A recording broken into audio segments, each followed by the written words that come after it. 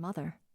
Needed Mia more than ever since the car accident 7 months earlier that had taken Scott from them. "I got his wrist!" Trevor yelled as an elbow pressed into Mia's rib cage. "Cuff him from the other side!" And suddenly, the weight came off Mia as a group of men wrestled a swearing young back, yanking him to his feet. She sucked in air. With a trembling hand, she risked touching her throat, afraid of what she might find.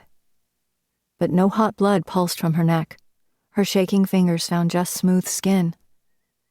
2 more deputies ran into the courtroom with their guns drawn. Everyone was talking at once. Mia pushed herself to a sitting position and turned to Catherine, who had crept closer. "Did he cut me?" "No," Catherine said. Her eyes were wide and she had her hands to her own throat. "No, thank God. Should I call an ambulance?" "I'm sorry," Young called out, though he didn't look it. Trevor pushed his shoulder. "It's a little late for that." Rolf helped Mia to her feet and guided her to a chair. "I'm so sorry," he said. "Just before we came in, he asked me if I thought you had any remorse. I said you were just doing your job. I'm sorry if that had anything to do with it." "It's the truth," she said, massaging her neck. "And thanks for helping get him off me." He smoothed down the front of his now rumpled suit. "As soon as Bernard ran past me and I heard you scream, I decided I no longer cared about attorney-client privilege." Mia was surprised to find that she could still smile. One of the deputies who had responded knelt in front of her. He had a shaved head and golden brown eyes. "I have first aid training." As he spoke, he pulled on bright purple vinyl gloves. "Where are you injured?" "I thought he cut me, but I guess he didn't." Lifting her chin, Mia touched the spot where she had felt something sharp. "Like right here." He bent closer. "From the shape of it, I'd say it's a fingernail mark, but it didn't break the skin." "Did you get hurt anyplace else?" "Some bruises, but that's all." Now that it was over, Mia was starting to shake in earnest. "Everyone piled on him so fast, I don't think he had a chance to hurt me." "He had a razor blade," Trevor said grimly, "but I knocked it out of his hand." Rolf said, "Thank God for that. He'd have cut your throat for sure, Mia."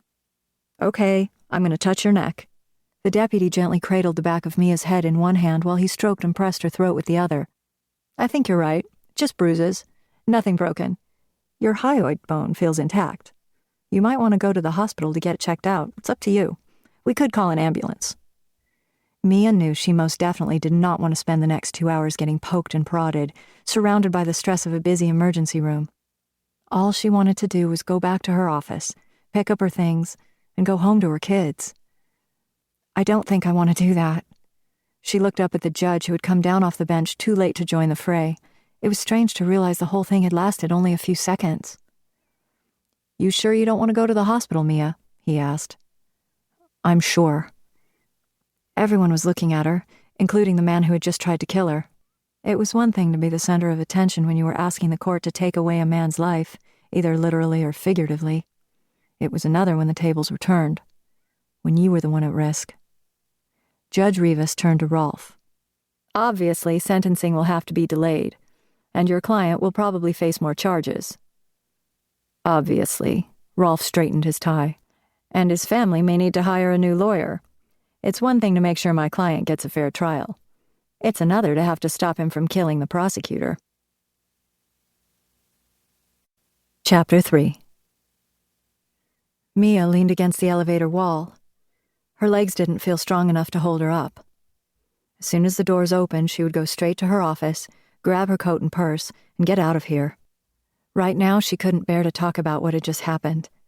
Couldn't bear to have everyone gather around, concerned and solicitous. Mia wasn't a victim. She had file folders of real victims on her desk, some with photos of people who hadn't even had time to be surprised before they were dead, and some with photos of victims who had far too much time between the realization that something bad was happening and the end of it. As Mia walked in, Frank D'Amato was just coming out of his office. He was both Mia's boss and the King County prosecutor. At least he was as of today. The election was only 8 days away. "Mia, I'm glad I caught you. I've got a case I need you to take." "Can it wait, Frank? There's something I need to—" "I'm afraid it can't, Mia." He had already turned to go back.